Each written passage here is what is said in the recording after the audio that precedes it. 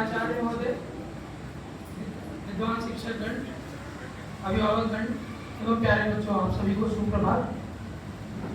PM Shri केंद्रीय विद्यालय क्रमांक 2 गया आप सभी बच्चों का जो कि इस सत्र में पहली बार हमारे विद्यालय में एडमिशन लिए हैं, सबका हार्दिक स्वागत करता है। जैसा कि आप सभी जानते हैं कि स्कूल कुछ रूल्स एंड रेगुलेशन से चलता है और उन रूल्स एंड रेगुलेशन को फॉलो करेंगे तभी हमारे बच्चे आगे कुछ कर पाएंगे अच्छे से। तो उसके लिए हमने एक पीपीटी तैयार किया है जिसके माध्यम से आपको कुछ ज़रूरी जानकारियाँ आपसे साझा करेंगे। उसमें कुछ नियम कायदे भी हैं और कुछ ऐसी चीज़ें हैं जिसे जान करके आपको बच्चे के पढ़ाई में आपको वो सहायता प्राप्त है। तो सबसे पहले हम शुरू करते हैं। जैसा कि आप देख पा रहे हैं कि जनरल इंफॉर्मेशन है हमारे केंद्रीय विद्यालय संगठन का, जिसमें हमारा केंद्रीय विद्यालय संगठन एक ऑटोनोमस बॉडी है under the ministry of education. Total हमारे केंद्रीय विद्यालय संगठन में 25 संभाग यानी 25 रीजन हैं। उन रीजन में से एक रीजन अपना पटना रीजन है। पटना रीजन के तहत कुल 49 स्कूल्स आते हैं जिनमें हमारा विद्यालय शामिल है, जिसे हम पीएम श्री केंद्रीय विद्यालय क्रमांक 2 गया के नाम से जानते हैं। अब बात करते हैं अपने स्कूल की। तो ये अपने स्कूल का एंट्रेंस गेट है, जैसा कि आप देख पा रहे हैं। पहले इसका नाम केंद्रीय विद्यालय क्रमांक 2 गया हुआ करता था, पर अभी इसका नाम चेंज करके पीएम श्री केवी नंबर 2 गया कर दिया गया। और ये जो चित्र आप देख रहे हैं ये हमारे विद्यालय के mentor leader our principal Shri Rajesh Srivastava sir, जो आपके समक्ष बैठे भी हैं। बच्चे आप पहचान लीजिए देख करके। अभिभावक भी देख लें ध्यान से, यही हमारे स्कूल के प्रिंसिपल हैं।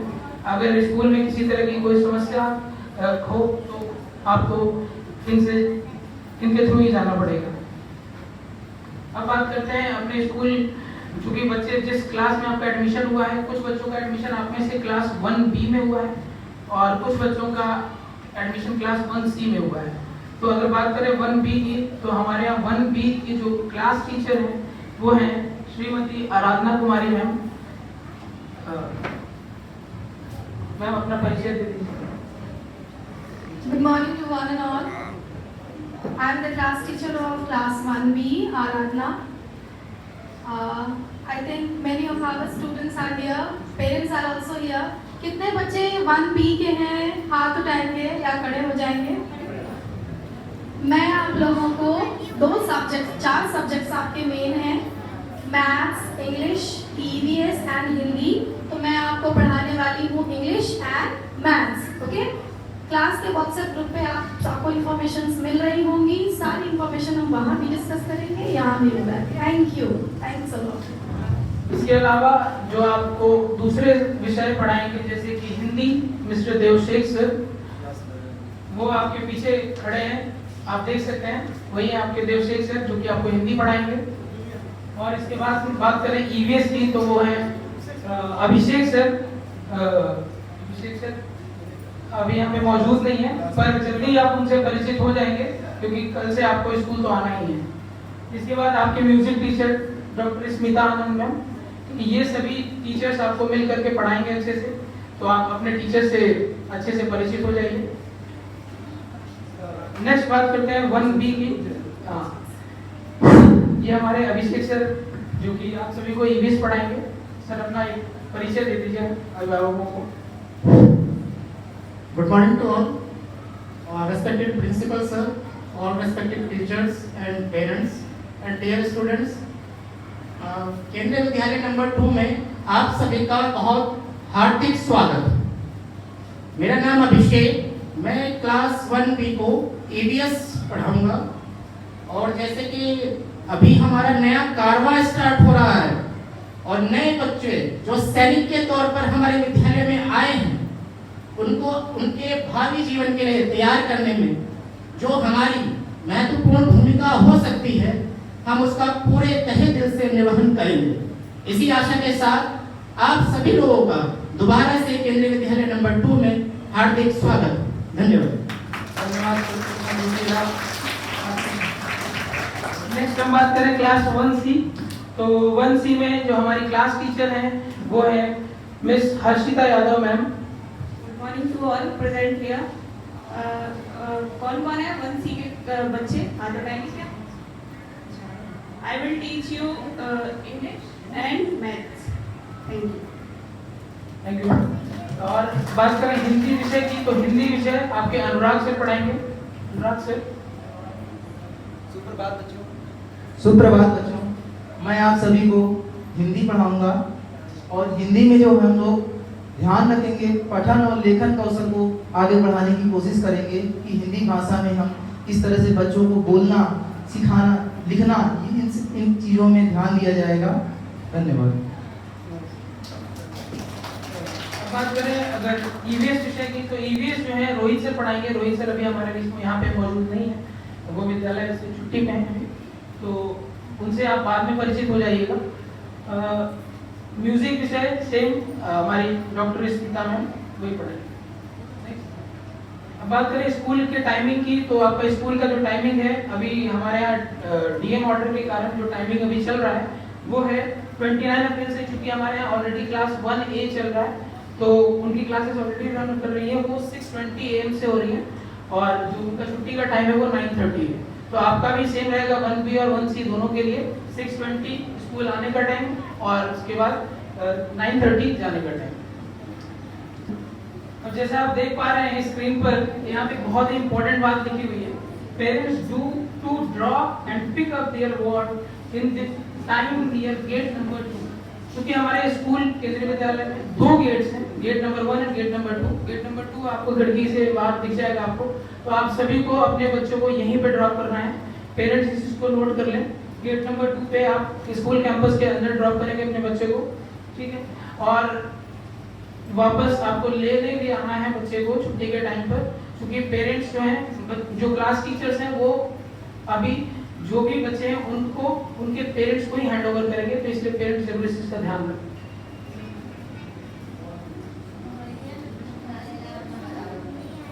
और यहाँ पे देख पा रहे हैं कि अगर बच्चा आपका बीमार होता है, अनफिट है, स्कूल आने में सक्षम नहीं है, तो प्रेशर में उसको स्कूल नहीं भेजना है कि जाओ स्कूल पढ़ना है, स्कूल छूट जाएगा सिलेबस, ऐसा नहीं करना है। क्योंकि कहीं ना कहीं अगर बच्चे की तबीयत खराब होगी तो फिर आपको वापस लेने आना पड़ेगा और उसमें आपको ही परेशानी होगी, तो इस चीज का खास ध्यान रखें। ये बहुत ही इंपॉर्टेंट चीज है, school identity card. 2 ID card यहाँ पे दिख रहे हैं, एक है बच्चे का जो कि बच्चा डेली स्कूल पहन कर आएगा, और दूसरा एक कार्ड है पेरेंट्स कार्ड। पेरेंट्स कार्ड में बच्चे के दोनों पेरेंट्स और बच्चे का तीनों का फोटो वहाँ पे ऐड रहेगा हमेशा। जो भी पेरेंट्स इस ओटीए कैंपस से बाहर रहते हैं उन्हें इस पास को जरूर लाना होगा अपने साथ, ताकि तभी उनको जो भी ओटीए कैंपस के गेट है उससे एंट्री मिल पाएगी अंदर आने के लिए। उसके बाद ही आप स्कूल में एंटर करेंगे, और भी साथ ही टीचर्स भी देखेंगे कि जो बच्चे को पेरेंट्स ले जा रहे हैं वो आईडी कार्ड में साथ लाए हैं कि नहीं, ताकि वो आइडेंटिफाई कर पाए कि उनके पेरेंट्स कौन है, ठीक है। तो ये जरूर लेके आए। अगर ड्रेस की बात करें तो क्लास 1 में हमारे पास ड्रेस है, वो ड्रेस पहन के आना है। बाल वाटिका भी हमारे स्कूल में चलता है, वहाँ पे ड्रेस अवेलेबल नहीं है, इस टाइप जो भी ड्रेस है वो नहीं है। तो क्लास 1 के लिए हमारे पास प्रॉपर ड्रेस है। आप देख सकते हैं कि ये जो ड्रेस है ये गर्ल्स के लिए, इसमें 1 is for summer and other for winter. तो समर का ड्रेस ऐसा है और विंटर का कैसा है आप देख सकते हैं क्लियरली। नेक्स्ट फॉर बॉयज के लिए अगर आप देखें तो सेम इस तरह का बॉयज का ड्रेस है, और गर्ल जो उनका विंटर ड्रेस है वो डिफरेंट है। नेक्स्ट ये दूसरा है हाउस यूनिफॉर्म, ये भी बहुत जरूरी है।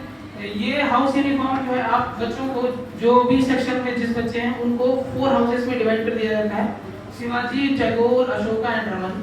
उनका एक ड्रेस कोड है, हाउस है, पर्टिकुलर कलर है, वही कलर का उनको टी शर्ट पहन करके उस दिन आना होगा। हफ्ते में ऐसा 2 दिन होता है हमारे पास, वेडनेसडे एंड सैटरडे, उन दोनों दिन बच्चों को ऐसा ड्रेस पहन करके आना होगा। उनको ये सारी चीजें हाउस वगैरह अलॉटमेंट क्लास टीचर्स कर देंगे। नेक्स्ट देखें तो ये बड़ा इंपॉर्टेंट चीज है, ये है बुक लिस्ट। क्लास 1 के लिए बुक लिस्ट जो है ये यहाँ पे शो किया हुआ है।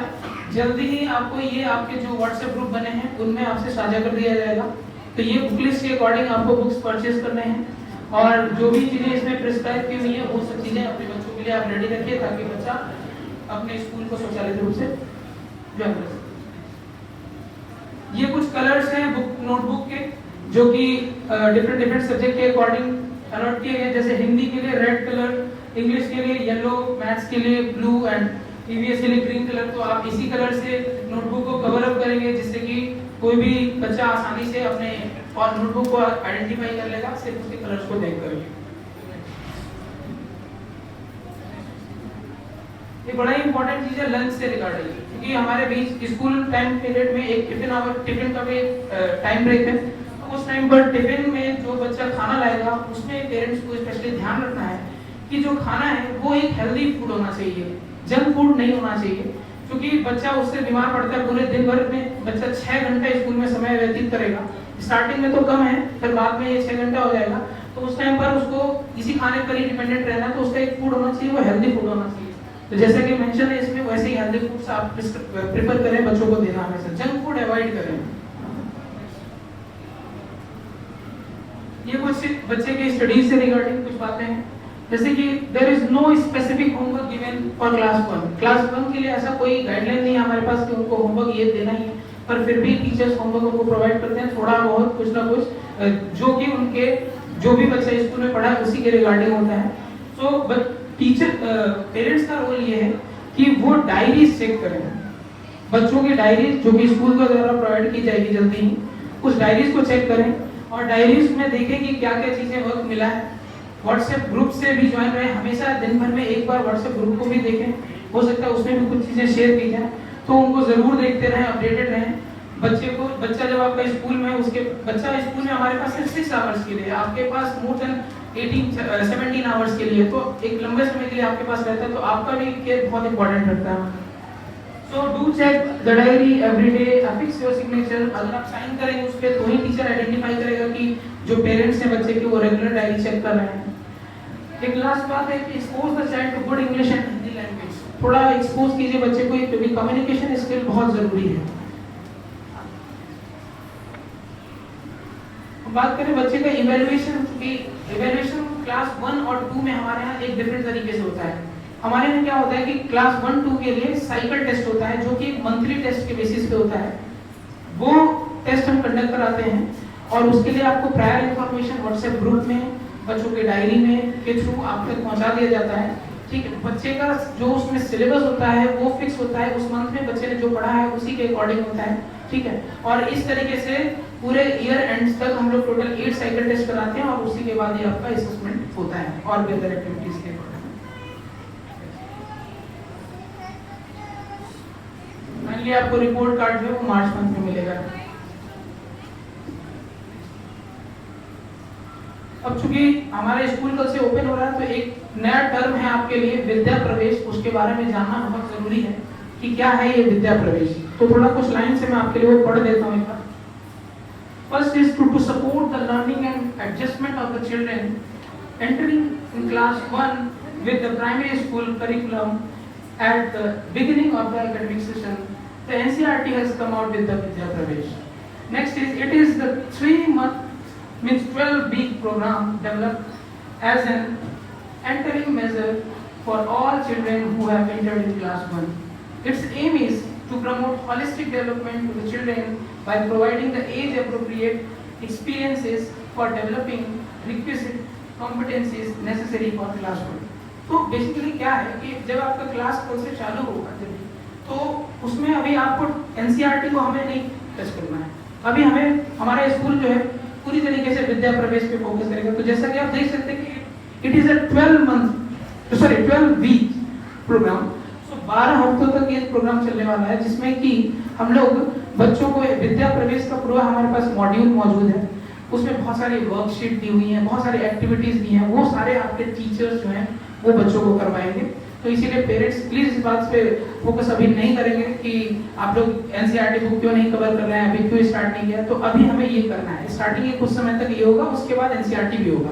और चूंकि एनसीईआरटी हमें पूरा करनी है तो साल में वो सारी चीजें हम कवर कर ही लेंगे। ठीक है, तो इस चीज पे ध्यान रखिए कि अभी जो भी चीजें चलेगी वो हमारा विद्या प्रवेश के अकॉर्डिंग चलेगा और हम लोग उसी के अकॉर्डिंग आपसे बहुत जल्दी ही एक वर्कशीट भी साझा किया जाएगा। वो वर्कशीट जो कि पूरी तरीके से विद्या प्रवेश के मॉड्यूल के ऊपर है और उस वर्कशीट को आपको बच्चे को करवाना है, स्कूल में भी टीचर्स करवाएंगे। नेक्स्ट, एक बहुत इंपॉर्टेंट चीज है ऑनलाइन फीस पेमेंट के रिकॉर्डिंग। ऐसे तो आप लोग बहुत सारे लोग आप लोगों ने ऑलरेडी पेमेंट कर दिया होगा। तो फीस पेमेंट एक बहुत बड़ी समस्या रहती है पेरेंट्स के लिए। उसके लिए आपको एक लिंक यहाँ पे दिख रहा है, तो वो लिंक जो है आपसे क्लास टीचर हर क्वार्टर के स्टार्टिंग में आपसे शेयर कर देते हैं। उस लिंक के माध्यम से आप यूबीआई पोर्टल पे जाएंगे, क्योंकि हमारे स्कूल का जो भी फीस पेमेंट होता है वो यूबीआई बैंक के थ्रू होता है। तो यूबीआई पोर्टल पे जाएंगे और उसके थ्रू उसके बाद आपके पास एक हर बच्चे का यूनिक आईडी है, जो कि टीचर्स उसके साथ साथ लिंक के साथ साथ एक चालान भी शेयर करते हैं। उसमें ये चीजें मेंशन होती है, बच्चे का डेट और बर्थ एंटर करेंगे और उसके बाद आप लोग आसानी से पेमेंट कर पाएंगे। पेमेंट करने के बाद एक चीज जरूर ध्यान रखें कि अपना जो फी रिसिप्ट है वो डाउनलोड करके क्लास टीचर से जरूर शेयर करें। पेमेंट का जो मोड है, हमारे यहाँ टोटल 4 क्वार्टर्स में पेमेंट होता है। पूरे ईयर्स को, हमारे एकेडमिक ईयर को 4 क्वार्टर्स में डिवाइड किया हुआ है। क्वार्टरली बेसिस पे पेमेंट होता है। हर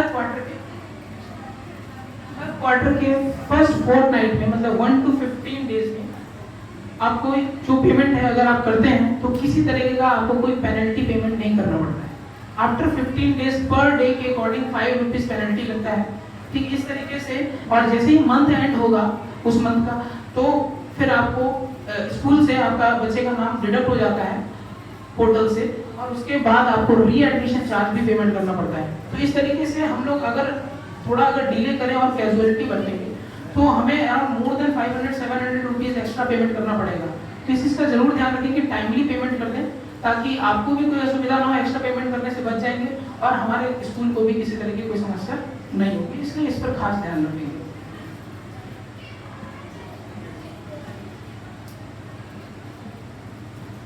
अब यहाँ पे एक आप पिक्चर देख रहे हैं, ये बस आपको प्रोत्साहित करने के लिए कि जो पेरेंट्स है और टीचर्स है, इन दोनों से ही बच्चों का डेवलपमेंट होगा। अकेले टीचर बच्चे का डेवलपमेंट नहीं कर सकता। बोथ हैंड्स आर रिक्वायर्ड, है ना, दोनों हाथें रिक्वायर्ड है, जरूरी है। तो इसलिए पेरेंट्स का सहयोग बहुत जरूरी है। पेरेंट्स कंटिन्यूअस अपने क्लास टीचर के टच में रहें और उससे प्रोग्रेस अपना चेक करते रहें। साथ ही साथ डायरी, जो भी चीजें व्हाट्सएप ग्रुप वगैरह बताई गई हैं, उन सब चीजें हमेशा पेरेंट्स जुड़े रहें और इन्फॉर्मेशन गैदर करते रहें बच्चे के बारे में। धन्यवाद। बस इतना।